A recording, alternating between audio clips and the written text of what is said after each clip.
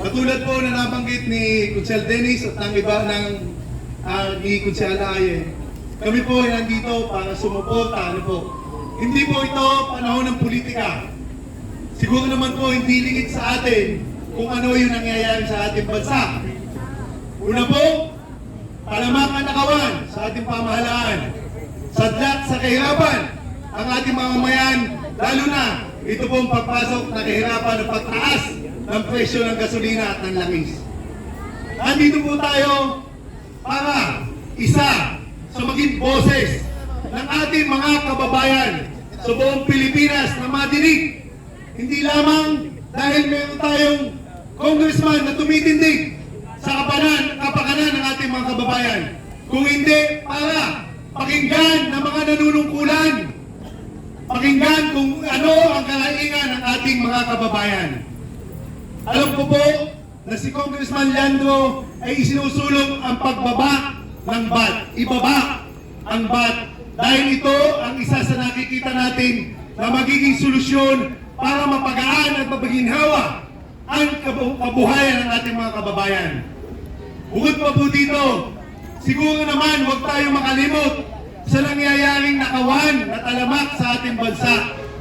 Dapat ito ay mapunta sa kapakanan ng ating mga kababayan, hindi sa bulsa ng iilan na ating mga pinagtitiwalaan. Sana po mga kababayan, kahit tayo sa unang distrito ay kukunti lamang sa ngayon, maging boses tayo na makita at madinig ng ating mga kababayan sa buong Pilipinas ang ating pinaglalaban. Huwag po tayong magbingi-bingihan at huwag tayong manahimik sa panahon ngayon. Ito na ang panahon para madinig ng ating pamahalaan na sila ang may tungkulin at obligasyon para sa kanilang mga kababayan. Tayo po ang naglagay sa kanila at sana ang boses natin ay pakinggan din nila. Huwag lamang sana sa Kongreso ay isang tao lamang at titindig. Alam nila kung ano ang tama. Samahan nila. Huwag silang matakot. Dahil ang obligasyon nila ay dapat ungkulin at paglingkuran tayong mga mamamayan.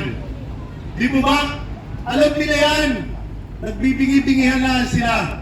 Tama po ba ako? Yes. Sana po, alam ko na lahat na nanunungkulan ang puso nila ay paglingkuran ng kanilang mga kababayan. Sana sa pagkakataong ito, unahin niyo ang kapakanan ng mamamayan, lalong higit ang mga nasa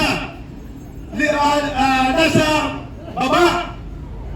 Dahil sila ang talagang nakakaranas ng kahirapang ito.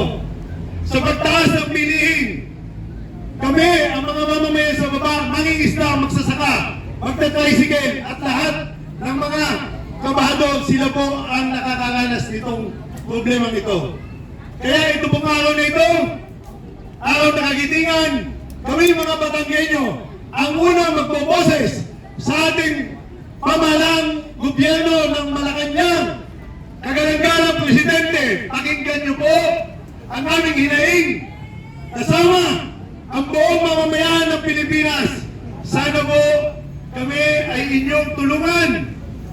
Sana sa pamamagitan ng aming congressman, sana pakinggan ninyo sila sa ating mga departamento na kailangan po na pakinggan at kami at maramdaman nila na ang kanilang tungkulin ay para paglingkuran ang kanilang mga kababayan. Kaya po, mga kababayan sa unang distrito ng Batangas, kami, ang Mayor Tony Barcelon, at kami mga nanunungkulan na hindi na ngayon, pero kami ay ordinaryong mamamayan na kasama ninyo na makipaglaban dito po sa isinusulong natin na solusyonan ang problema hindi lamang sa pagbaba ng gasolina, kung hindi isulong ang pagbaba ng VAT.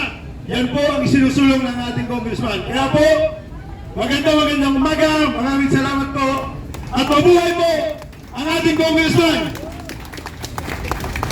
Yan po, Ligaya Libiste. Maraming salamat po. Maraming salamat po. Isa munang papagising. Gising pa ba mga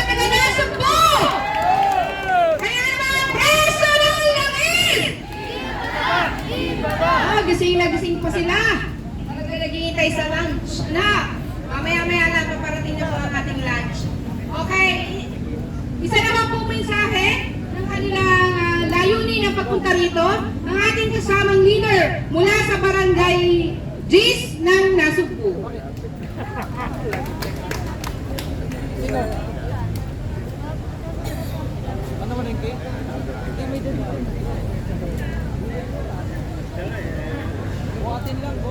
Buhatin lang siya. Shoutout ng Victoria Ma'am. Lord na siya masaya sa lahat yan. Magandang araw po sa atin lahat, kay Mayor, at kay Congressman at saka kay Dennis Apasible at saka po kay Roderick. Kami po o tayo bilang isang mamayan na nakakaranas ng hirap. Alam naman po natin, ang unang-unang nagiging problema, pagtaas ng langit, taas lahat ng paninda. Ang gasol dati 800, ngayon 1.5 na ho. Ang uling na 500 ngayon ay maabot na ho ng mahigit 1,000. Ano pa ho ang mangyayari sa atin? Tayong may hirap, lalo naghihirap. Kaya po tayo nandito, dahil pinaglalaban po natin, o nawagan po natin ang pagbaba po ng gasolina. Alam po natin, pagbaba ng gasolina, lahat po ay bababa. Lalo-lalo na rin po ang pinaglalaban ni Congressman ng pagbaba ng VAT. Isa sa malaki pong magiging ginhawa sa ating mamamayan. Hindi lamang po sa unang distrito, kundi po sa buong Pilipinas. Kaya ako bilang isang mamayan ay nakikiisa sa lahat na pinaglalaban natin bilang mga taga-Nasugbu. At nakikiisa rin po tayo sa pinaglalaban ni Congressman. Maraming salamat po.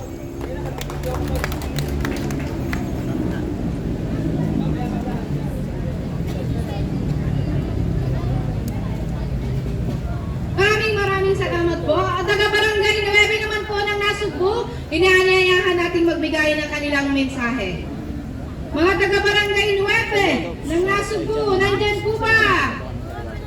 Ayan na. Isa nga po niya tugtog sa kanilang kasama. Handa nga. Naku, hindi handa ang inyong mga kasama. Magandang tanghali po sa inyo lahat. Ang masasabi ko lang po dyan, sa inyo, makakasa po kayo sa amin sa pagsuporta po sa inyo. Maraming salamat po. Ang inyo pong lingkod, Eden Oyo. Salamat po.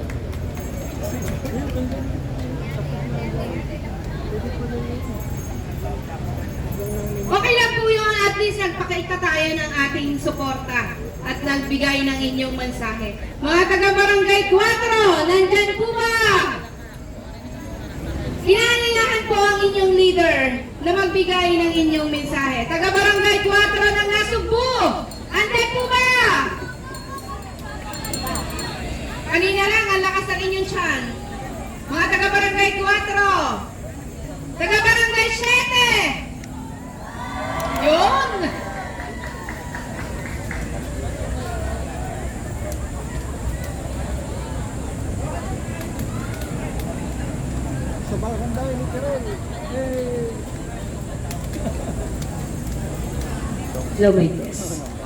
Magandang araw po sa ating lahat, sa aming mahal na congressman, sa aming konsihal, sa aming Dennis Apasible, at sa aming mayor. Mayor, magandang araw po sa ating lahat. Alam ko po na hindi ako sanay magsalita, congressman. Pero yung hinanaing namin, mahirap kami. Sobrang hirap. Pero nararanasan namin pagtaas ng bilihin, pagtaas ng gasolina. Pero binibigay ni Lord sa amin, si Congressman, na lumalaban na para sa atin. Kaya maraming salamat po.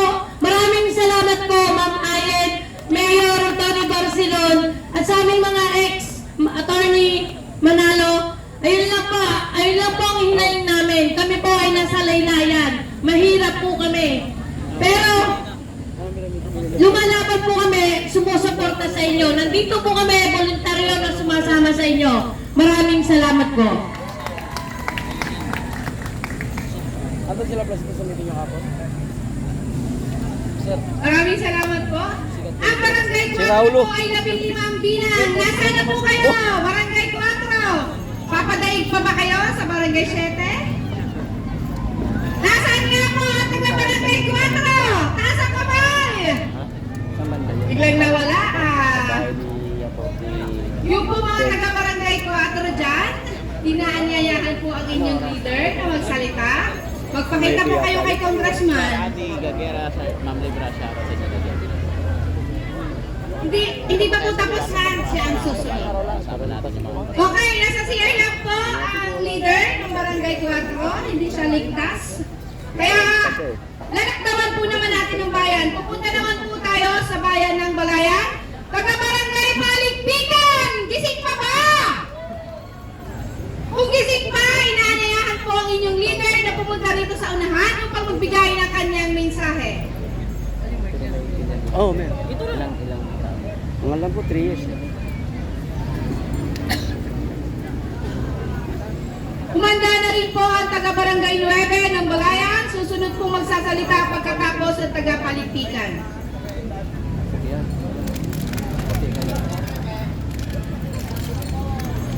Isang magandang araw po sa ating lahat, lalo na po kay Congressman po. Magandang hapon po. Isa po kami sa samahan po ng Anak Balayan na lumalaban. Ilang po kami ay isang mangingisda. Ramdam po namin ang presyo ng pagtaas ng aming diesel po. Diesel po natin.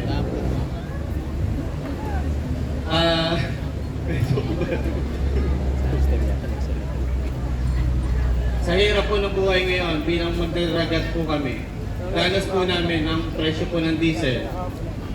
Sa kagaya po kagabi ay marami naman po hulihan ng isda. Baksak presyo naman po ang isda sa akin. Yun lang.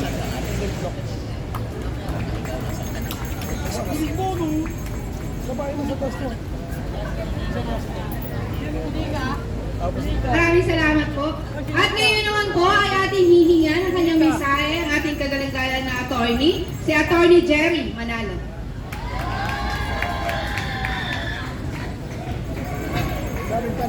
Aming pastor. Ako'y paulit-ulit nang nagsasalita tungkol dito sa bat na to. Ito ba natin yung ginawang national issue ito? Kung sumusubaybay kayo sa Congress, pag tinatanong ni Congressman Leandro, yung kanyang mga kasamang congressman, kung sino ba ang ayaw mabawasan ang VAT, walang sumasagot. Pero yung kanyang panukalang batas para mabawasan, hindi naman gumagalaw. Ang problema doon, paramihan ng boto. Nag-iisa siya. Although may mga sumusuporta at may mga darating ang congressman siguro dito maya-maya na nagbibigay ng suporta sa kanila, pero talo pa rin sa bilang Kaya nga, tayo ang magpupuno ng mga butante ng ating congressman. Ang ibig sabihin, kailangan magkaroon tayo ng mga malalayong pagkilos gaya nito, sapagkat kung hindi ho tayo kikilos, sino? At kung hindi ngayon, kailan pa? Lahat ng sektor dumadayo ang mamayang isda. Hindi na mga alam mercader ruling. Ayaw nang lumabas dahil sa mahal ng gasolina. Ang mga magsasaka, paano mapapagana ang kanilang mga makinarya sa pagsasaka? Ang pagkakataas ng imposasyon ng VAT sa gasolina ginagamit kung pupandar ng makina. Lahat ho ng sektor. Ako, abogado. Kami ho mga abogado, patable din po kami. Ibig sabihin, nagbabayad rin kami ng 12% added tax. Sa may salita, Sana yan, tay?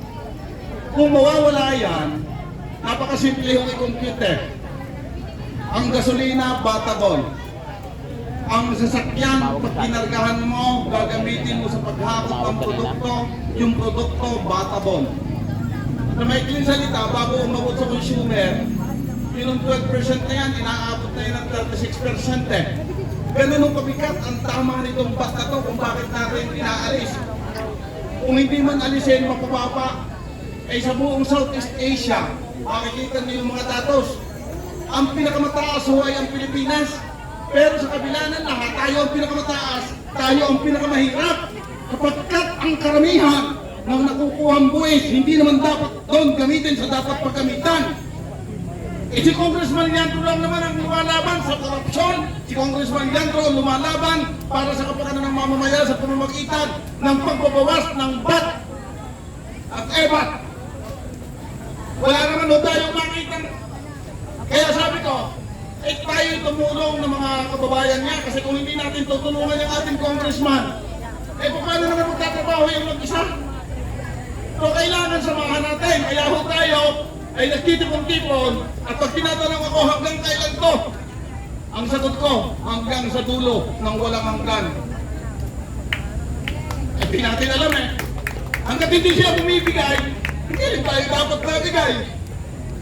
Sanay naman tayo ng ganito Kaya ang ganda nga ng mga taga-First District, kita nyo, nakakaranas kayo ngayon dito, nakakapamasyal sa liwasang Bonifacio. Dati, kung lang tayo sa ating mga covered court, ngayon, nandito tayo sa Maynila. Yan, may coverage ng media. Napapanood tayo. Ang mga Batanggenyo ho kasi may dangal. Ewan ko lang yung author ng BAT na taga Batangas. Tayo nalaban sa BAT. Ang author naman dati nito, taga Batangas din. Diba? Pero taga Quezon daw po naman yun, hindi talaga tubong Batangas. Ang tunay na Batanggenyo ay ang katulad ni Congressman Leandro na may paninindigan at may malasakit sa kanyang nasa sakupan. Actually, hindi lang sa kanyang nasa sakupan sapagkat pagka ang kanyang ginusto na mabawasan ang BAT ay sa katuparan, buong Pilipinas ito. Ganon sisikat yan pang presidente ng Pilipinas kasi hindi pa presidente, makikinabang na ang mga taga-ibang bayan. Kaya ho, magtitiis-tiis lang tayo dito ngayon sa Maynila. Anyway, tayo naman habang nandito ay hindi pinagkakaitan ng tulong at suporta ng ating congressman. Kaya doon sa mga leader, ito na yung pagkakataon nyo para kayo na may magpakita ng gilas na ipamalas ninyo na nandito kayo at nahalal ng tao upang paglingkuran ang tao sa pamamagitan ng pagsuporta sa makabuluhang legislasyon gaya ng pagbabawas ng value added tax. Maraming salamat po.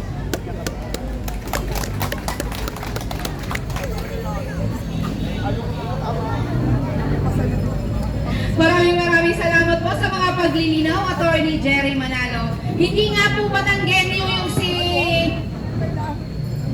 author na expanded value added tax. Dahil hindi po siya magiting. Ang gusto po niya ay hut-hutan ng hututan ang mamamayang lalo ng naging hirap. Kaya naman po ang suporta ng mamamayan ng unang distrito ng Batangas ay buong-buo para kay Congressman Leandro Ligarda Libiste. Dahil ang kanyang pong hangarin ay hindi lang para sa mamamayan ng unang distrito, kundi sa mamamayan ng buong Pilipinas. Kaya naman, handa po ba ang mamamayan ng unang distrito? Handa pa po ba kayo sa mga susunod na araw? Yun ang sinasabi sa mga Batanggenyong magigiting. At ngayon naman po ay hihingi naman po natin ang mensahe ng kanyang pong pakikisa ang ating kagalang-galang na mayor ng bayan ng Nasugbu, Mayor Tony Barcelon.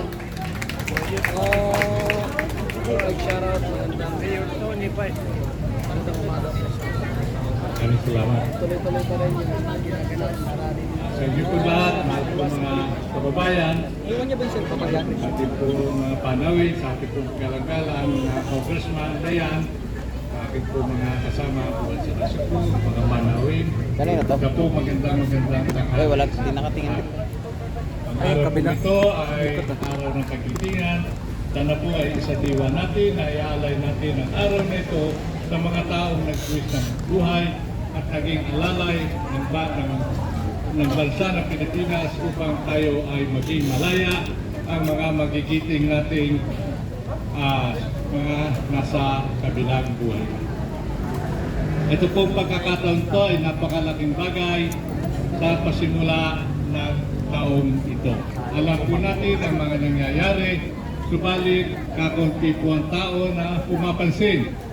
At pasalamat po tayo sa ating kagalang-galang na congressman at sinimulan niya ang mga adhikain nito.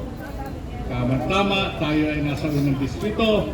Tayo rin po ang kauna-unahan sa Pilipinas na magagawa ng kilos na ito upang magkaroon ng pabago ang ating mga sistema sa gobyerno.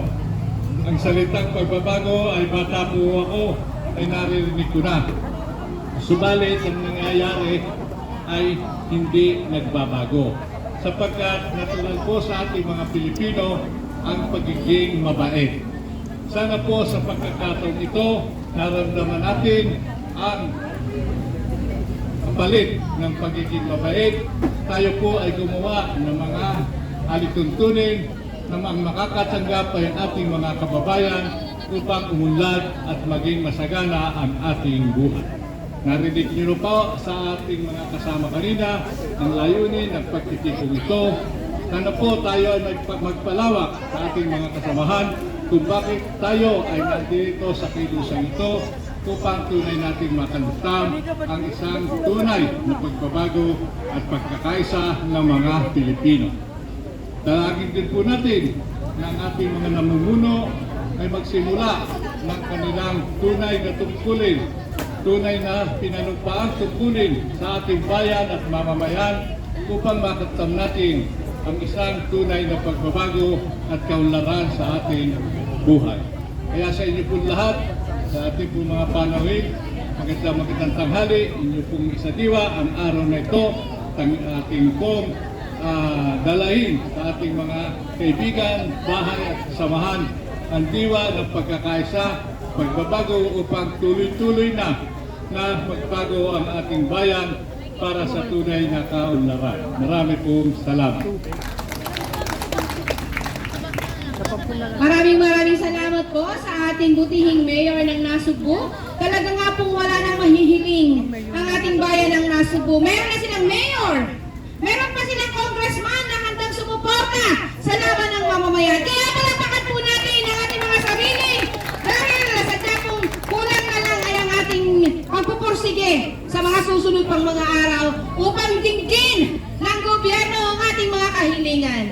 At susunod naman po magsasalita mula pa rin po sa bayan ng Balayan ng kanila pong leader.